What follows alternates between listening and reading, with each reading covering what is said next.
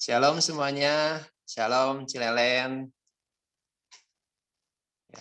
shalom. Ya, hari ini saya mau sharing judulnya Wait upon the Lord. Mau minta bantu Felix untuk share screen-nya ya. Oke.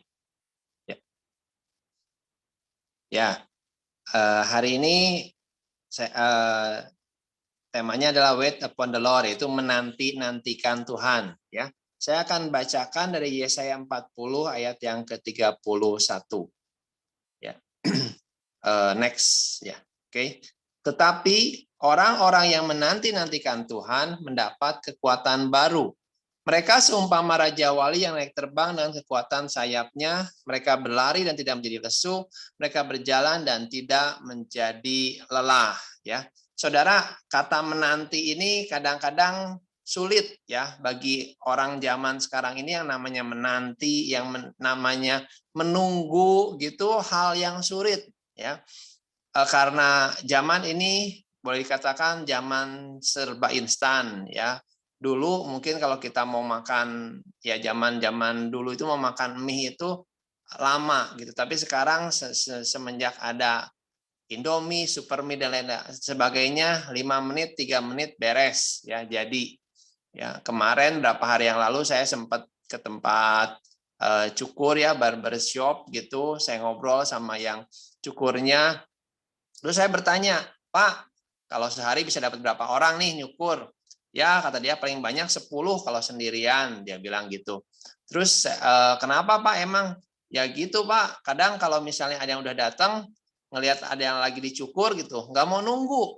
Ya, udah gitu dia langsung pergi lagi ya, atau pindah ke tempat lain ya. Jadi yang namanya menanti, yang namanya menunggu itu kadang udah sulit hari-hari ini ya. Nah, hari ini kita mau belajar ya.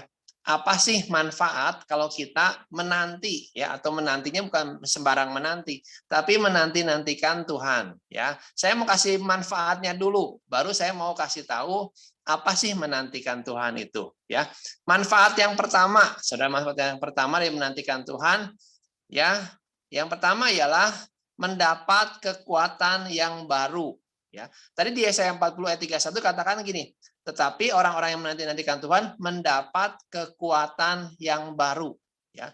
Di bahasa Inggris katakan mereka yang menantikan Tuhan, yang mengharapkan Tuhan itu renew their strength, ya, mendapat apa? Kekuatannya diperbaharui, ya, kekuatannya diperbaharui.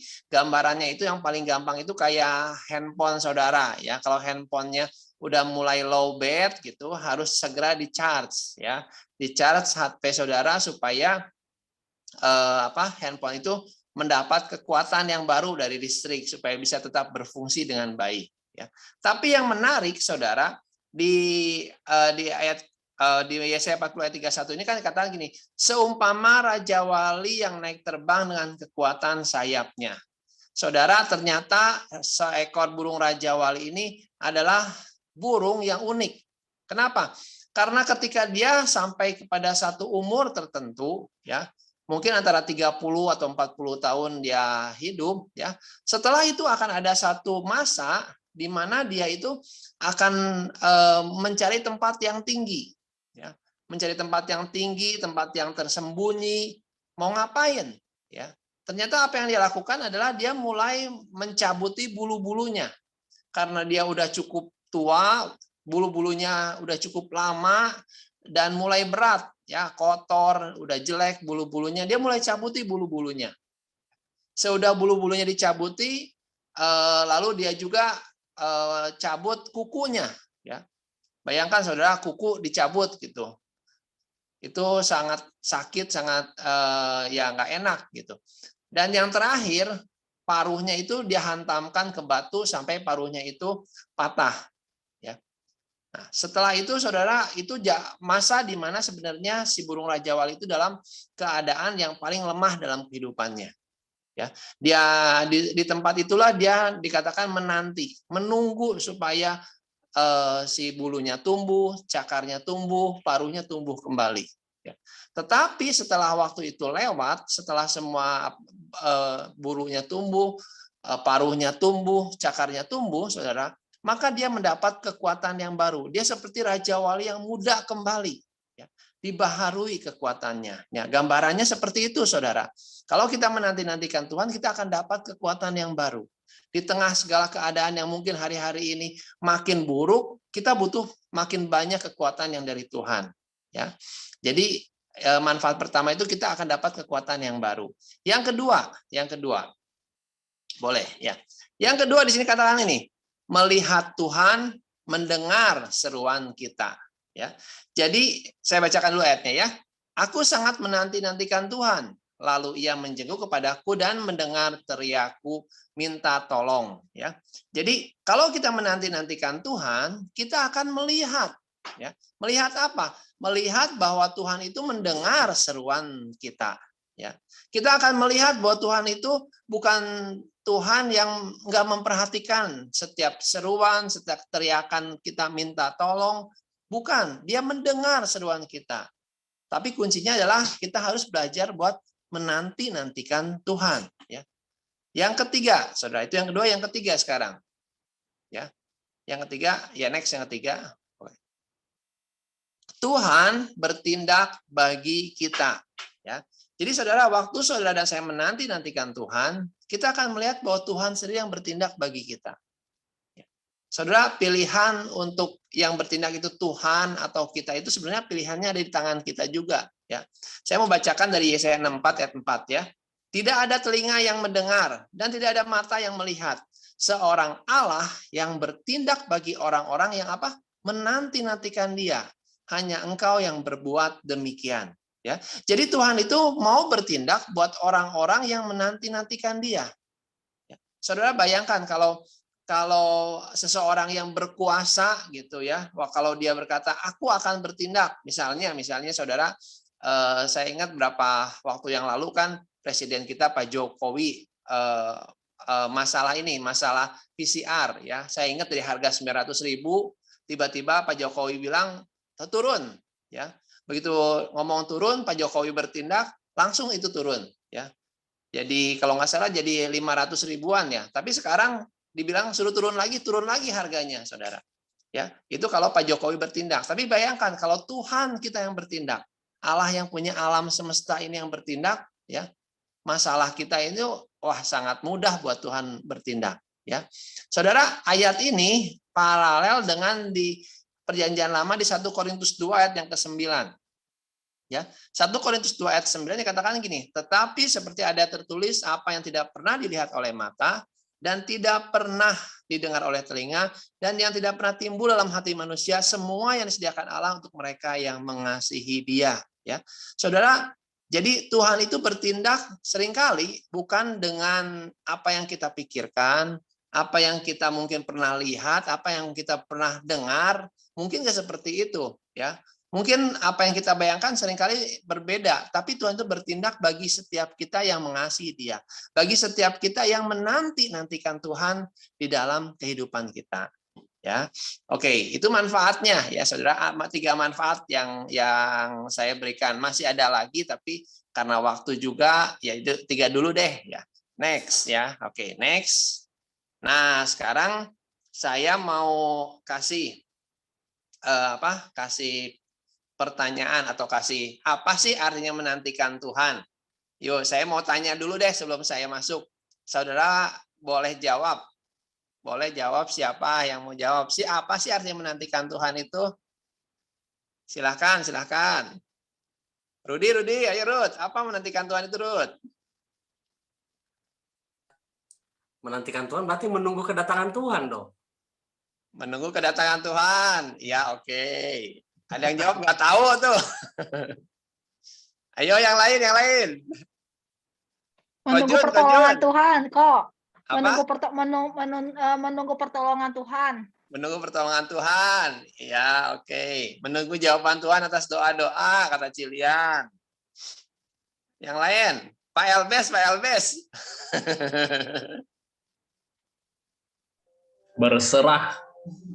Berserah pada Tuhan.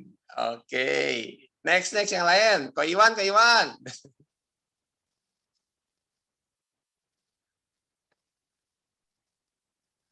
Atau Ko Jody yang nggak muncul mukanya saya sebut nih.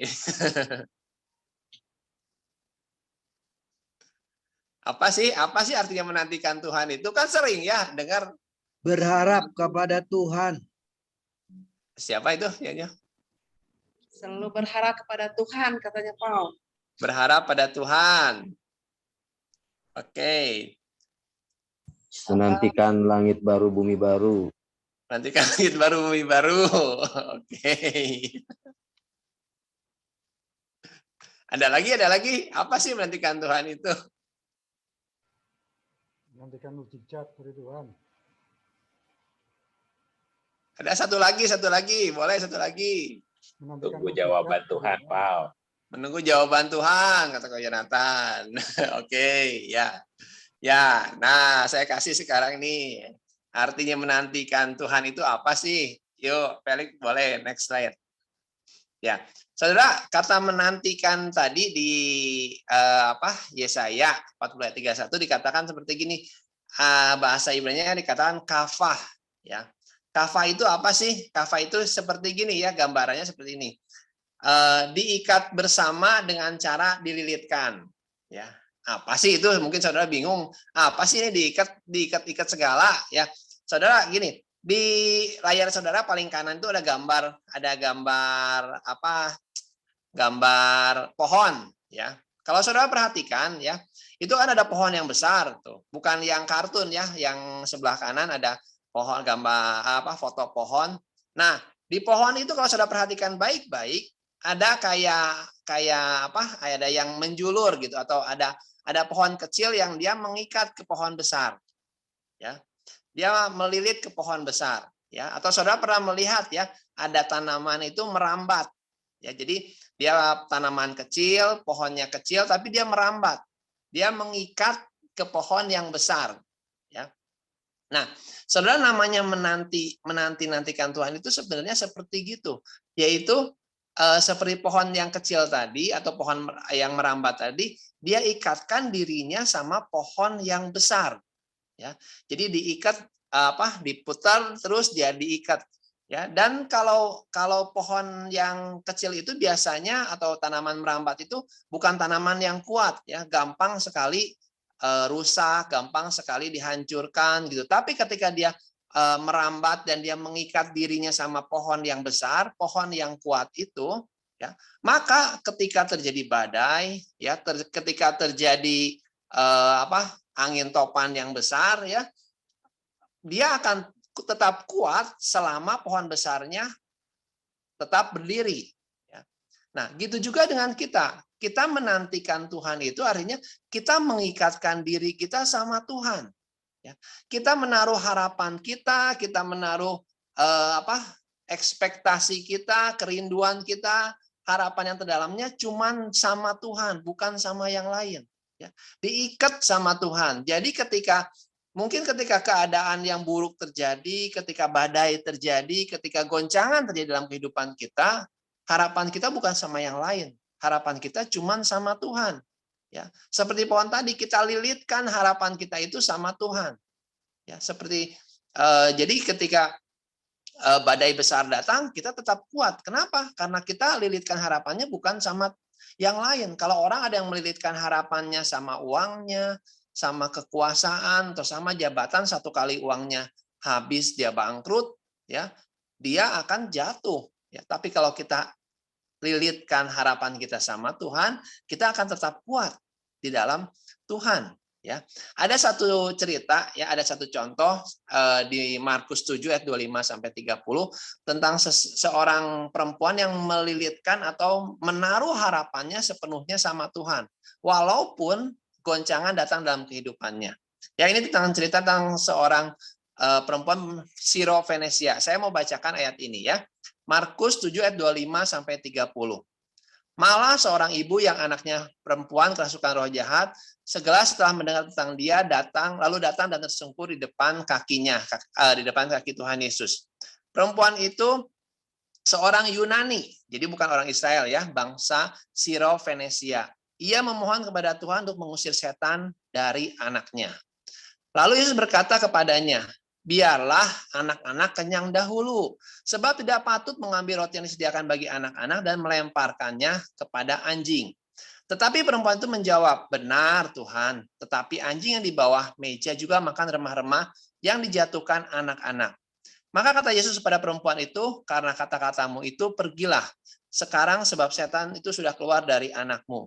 Perempuan itu pulang ke rumahnya lalu didapatinya anak itu berbaring di tempat tidur sedang setan itu sudah keluar. Ya, saudara, ini cerita tentang seorang perempuan Siro-Venesia, yaitu orang Yunani. Ya.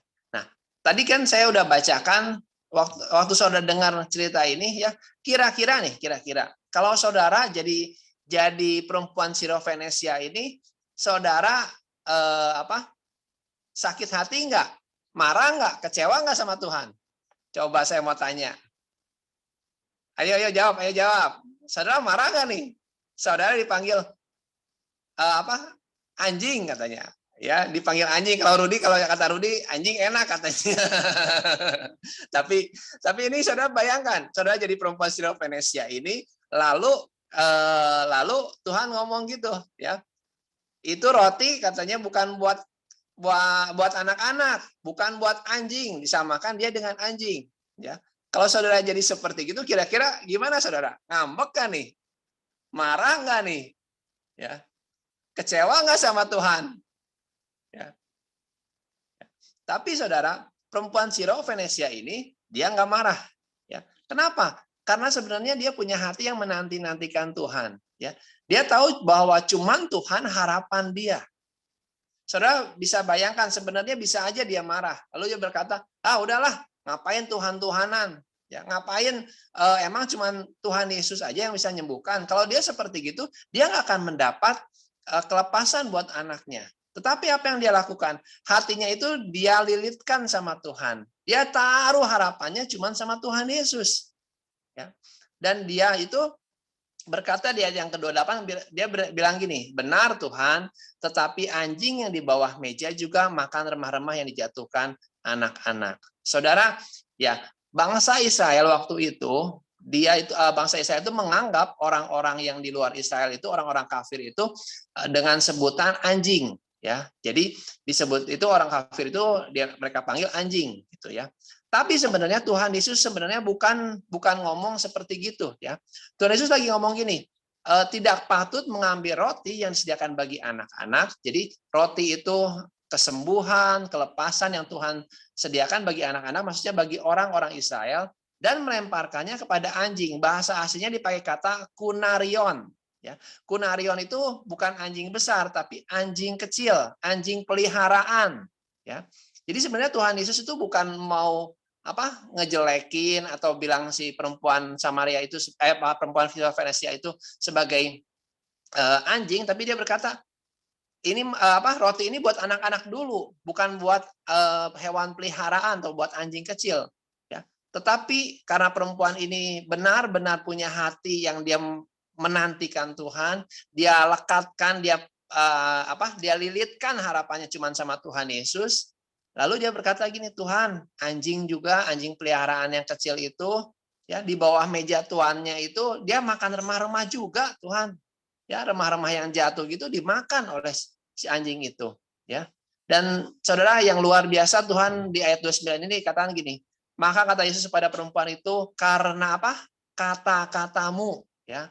Dia punya iman yang seperti itu, dia melilitkan harapannya sama Tuhan, dia nantikan Tuhan.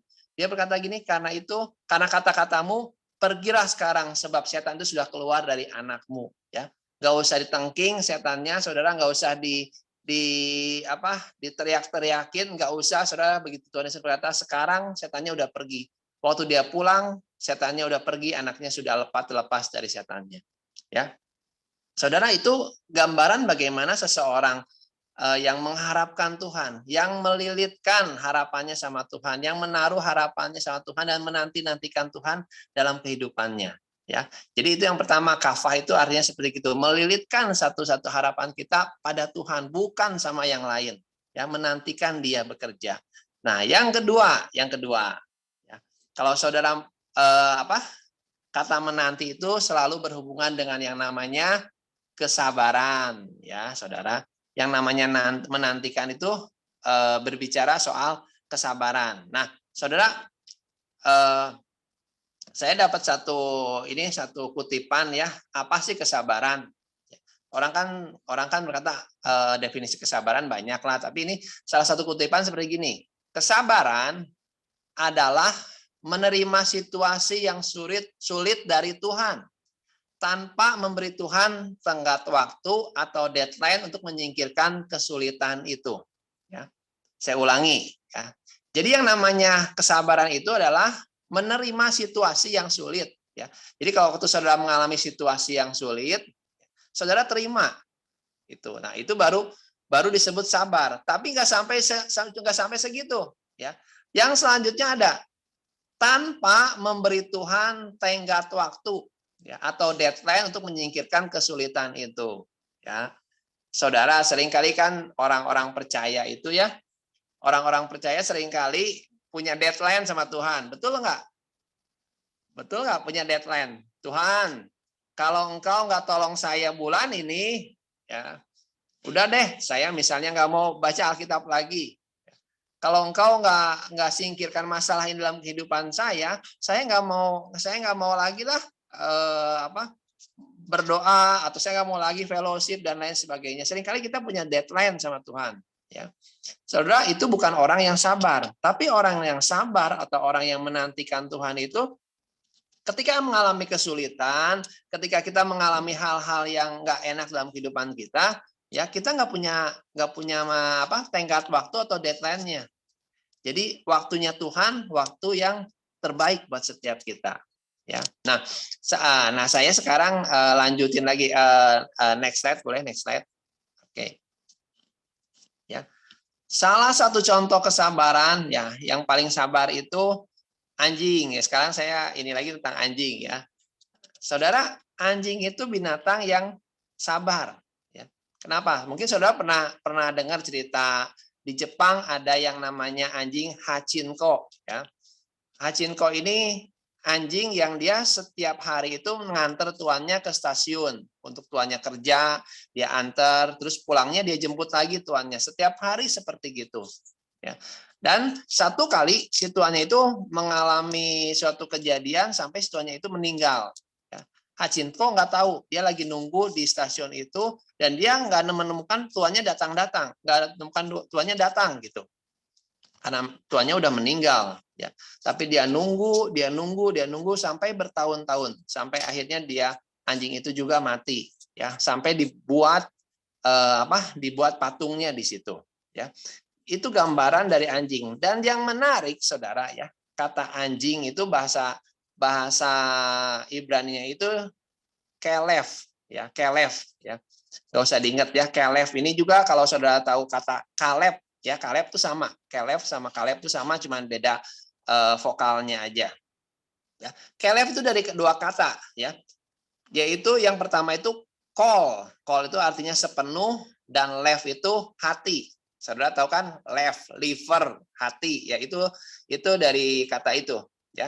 Jadi kol sama lev, sepenuh hati.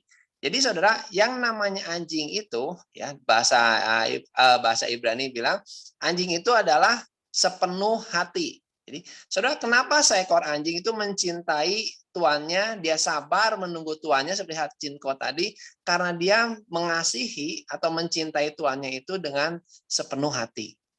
Ya. Kalau kita mau jadi orang yang sabar, salah satu kuncinya adalah kita sepenuh hati dengan mencintai Tuhan. Ya. Saudara, waktu saya mempersiapkan ini, saya dapat tentang sepenuh hati ini. Tuhan juga nanya sama saya, apakah kamu sepenuh hati enggak sama Tuhan? Ya. Apakah yang kamu kerjakan itu betul-betul sepenuh hati enggak buat Tuhan? Ya. Atau kita cuma setengah-setengah. Kadang kan kita melakukan sesuatu setengah hati gitu, dan hasilnya pun enggak maksimal. Ya. Tuhan kita memang kita nggak bisa lihat seseorang dari apa yang dia kerjakan, tapi Tuhan melihat juga hati. Apa benar nggak dia bisa sepenuh hati dengan Tuhan. Ya. Next slide. Ya, saya mau kasih dari kata Caleb tadi, itu nyambung ke kata Kaleb.